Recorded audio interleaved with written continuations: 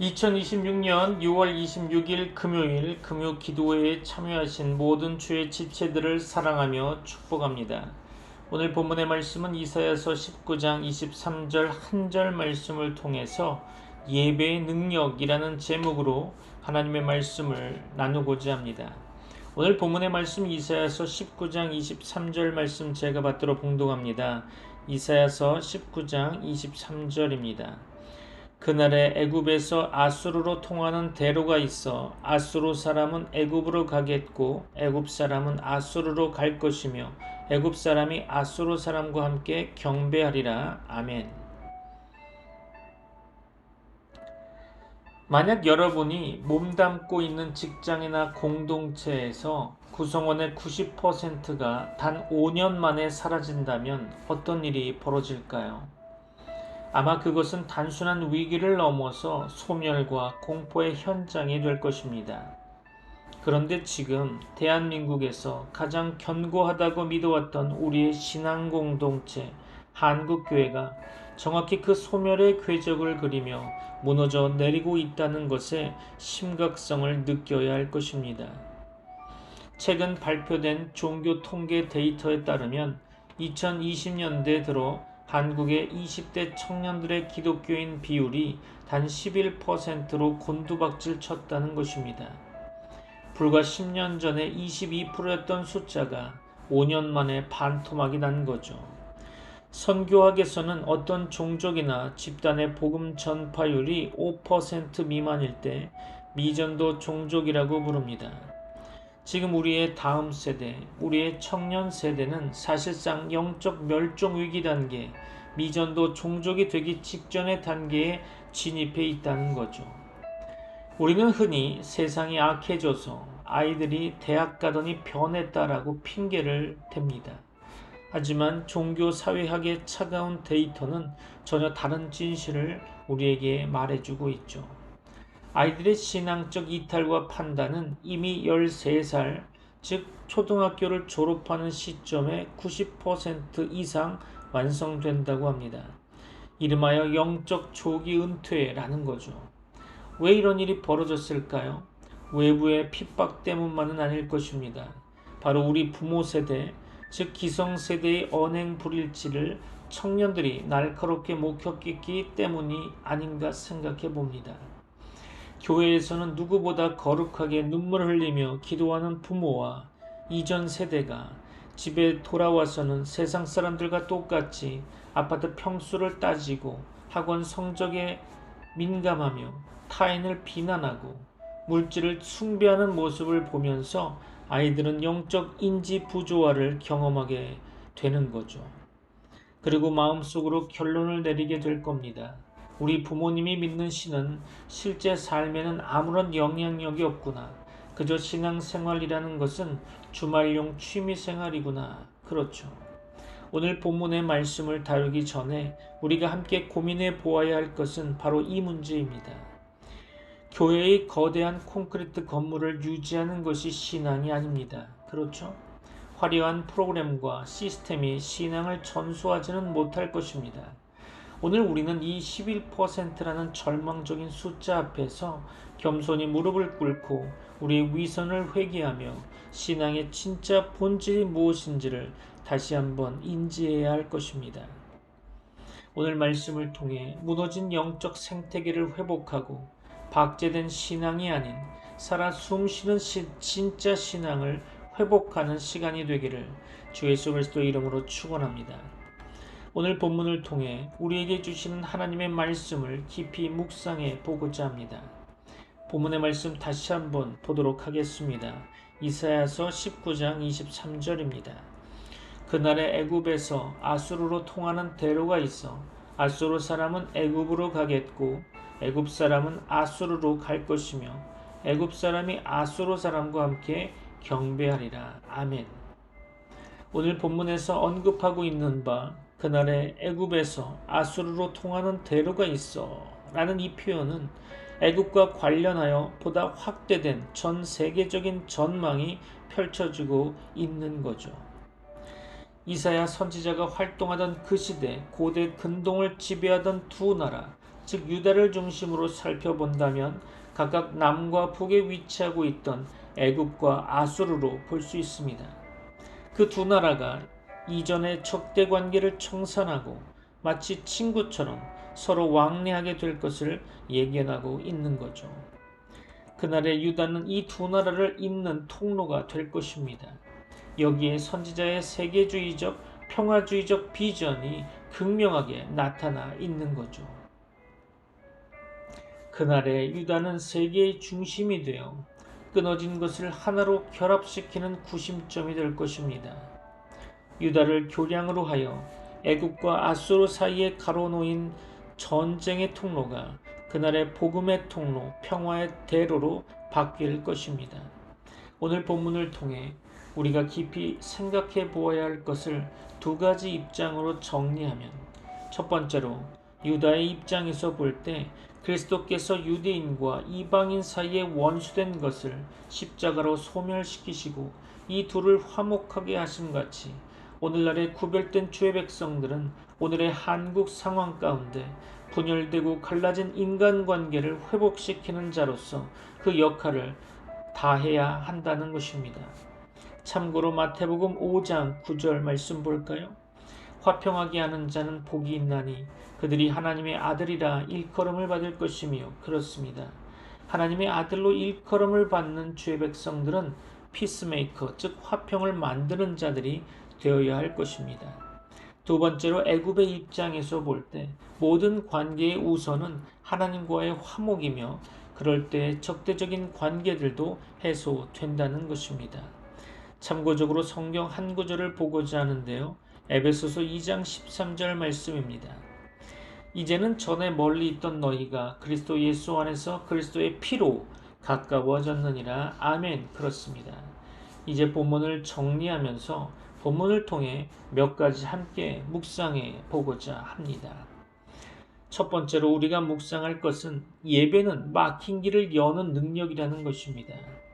본문은 애굽에서 아수르로 통하는 대로가 있다라고 말씀하고 있죠. 당시 애굽과 아수르는 서로 우호적인 나라가 아니었습니다. 애굽은 이스라엘 남쪽의 강대국이었고요. 아수르는 북쪽의 침략국이었습니다. 역사적으로 끊임없이 충돌하던 원수 관계였다는 거죠. 그런데 하나님은 이 둘 사이에 대로를 만드십니다. 여기서 대로라고 하는 것은 단순한 길이 아니겠죠. 왕이 다니는 길, 그리고 하나님께서 친히 준비하시는 구원의 길을 의미한다고 보여집니다. 이사야서에서 대로는 반복적으로 등장하고 있는데요. 이사야서 11장 16절 말씀 가운데 남은 백성들이 돌아오는 길입니다. 이사야서 35장 8절 말씀 가운데 거룩한 길인 거죠. 이사야서 40장 3절 말씀 가운데 주의 길을 예비하는 길입니다. 따라서 이 길은 외교적 통로가 아니라 하나님께 나아가는 영적 통로라는 거죠. 죄는 하나님과 사람 사이를 막고 사람과 사람 사이도 갈라놓습니다. 그러나 예배는 하나님 앞에서 무너진 관계를 회복시킵니다. 십자가를 통하여 하나님께 나아가게 된 사람들이 서로를 형제로 받아들이기 시작한다는 거죠. 에베소서 2장에서 바울은 그리스도께서 원수된 것을 십자가로 허무셨다고 말합니다. 예배는 하나님과의 관계를 회복시키고 동시에 사람과 사람 사이에 막힌 담을 허무는 능력입니다. 오늘날 교회 안에도 보이지 않는 장벽들이 있습니다. 세대 차이, 성격 차이, 경제적 차이, 상처와 오해들이 있죠. 그러나 진정한 예배가 시작되면 하나님 앞에서 모두가 죄인임을 깨닫고 모두가 은혜로 구원받은 존재임을 알게 될 것입니다. 그래서 예배는 막힌 길을 여는 능력이라는 거죠. 본문을 통해 두 번째로 묵상할 것은 예배는 원수를 형제로 만드는 능력이라는 것입니다. 본문은 더욱 놀라운 말씀을 선포하고 있죠. 애굽 사람이 아수르 사람과 함께 경배하리라. 그렇습니다. 여기서 핵심은 함께라는 것입니다. 원수였던 사람들이 같은 장소에서 같은 하나님을 예배하게 된다는 거죠. 이것이 하나님 나라의 특징입니다. 세상은 사람들을 끊임없이 나누지만 하나님은 예배를 통해서 사람들을 하나로 모으십니다. 구약에서의 애굽은 세상을 상징하는 경우가 많고 아수르는 교만한 세력의 상징입니다. 그런데 하나님은 그들까지도 부르셔서 예배자로 만드십니다. 이것은 장차 이루어질 복음의 역사를 예언하고 있는 거죠. 예수 그리스도께서 오신 후 복음은 유대인뿐 아니라 이방인에게도 전파되었습니다. 오순절에 각 나라 사람들이 함께 하나님을 찬양했고 복음은 민족의 장벽을 넘어 퍼져 나갔던 것입니다. 요한계시록 7장을 보면 각 나라와 족속과 백성과 반원 가운데서 나온 큰 무리가 하나님의 보호자 앞에서 예배합니다. 결국 하나님의 구원의 목적은 모든 민족이 함께 예배하는 것입니다. 우리는 종족 신앙생활을 개인적인 차원에서만 생각하게 되죠. 그러나 하나님은 공동체적 예배를 통해서 하나님의 나라를 이루어 가십니다. 교회는 서로 비슷한 사람들이 모인 곳이 아니라 서로 다른 사람들이 예수 안에서 하나 되는 곳입니다. 예배가 살아있는 교회는 갈등보다 화해가 많고 분열보다 연합이 많습니다. 왜냐하면 하나님 앞에 서면 인간의 자랑은 사라지고 하나님의 은혜만 남기 때문이죠. 예배는 원수를 형제로 만드는 능력인 것입니다.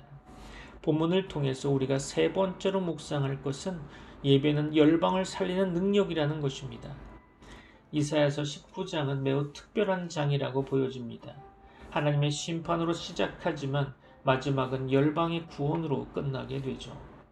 하나님은 애굽을 치시지만 결국 치료하십니다. 심판이 목적이 아니라 회복이 목적이기 때문이겠죠. 23절 이후를 보면 애굽과 아수르와 이스라엘이 함께 하나님께 복을 받게 됩니다. 당시 이 세 나라는 서로 적대적인 관계였죠. 그러나 하나님은 그들을 하나의 예배 공동체로 세우십니다. 이것은 하나님의 선교적 비전을 보여주는 거죠. 하나님은 한 민족만의 하나님이 아니십니다. 온 열방의 하나님 되십니다. 창세기 12장에서 하나님은 아브라함을 부르실 때 땅의 모든 족속이 너로 말미암아 복을 얻을 것이다 라고 말씀하셨습니다. 이 약속이 이사야 19장에서 구체적으로 드러나고 있죠. 하나님은 예배를 통해 민족을 변화시키십니다.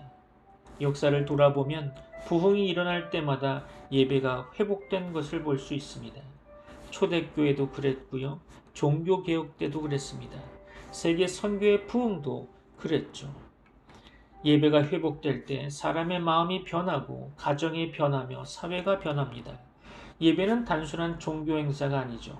하나님의 통치가 임하는 자리이며 열방을 변화시키는 하나님의 능력인 것입니다. 오늘도 하나님은 교회를 통해서 이 사역을 계속적으로 이루어 가십니다. 우리의 예배가 살아날 때 우리의 가정이 살아나고 우리의 교회가 살아나며 우리의 민족이 살아나게 되는 것입니다. 말씀을 마무리하려고 합니다. 결단의 시간이 되길 바랍니다. 이사야 선지자는 오늘 본문의 말씀 서두에 그날에 라고 말하고 있습니다. 그날은 하나님께서 이루실 구원의 날이며 예수 그리스도 안에서 시작된 하나님 나라의 날입니다. 애굽과 아수르를 하나로 묶으신 하나님은 오늘도 예배를 통해 사람들을 변화시키십니다. 예배는 단순한 의무가 아닙니다. 예배는 막힌 길을 여는 능력인 것입니다. 예배는 원수를 형제로 만드는 능력이 있습니다. 예배는 열방을 살리는 능력인 것입니다. 믿습니까? 그러므로 우리는 형식적인 예배자가 아니라 하나님을 진정으로 만나는 예배자가 되어야 할 것입니다.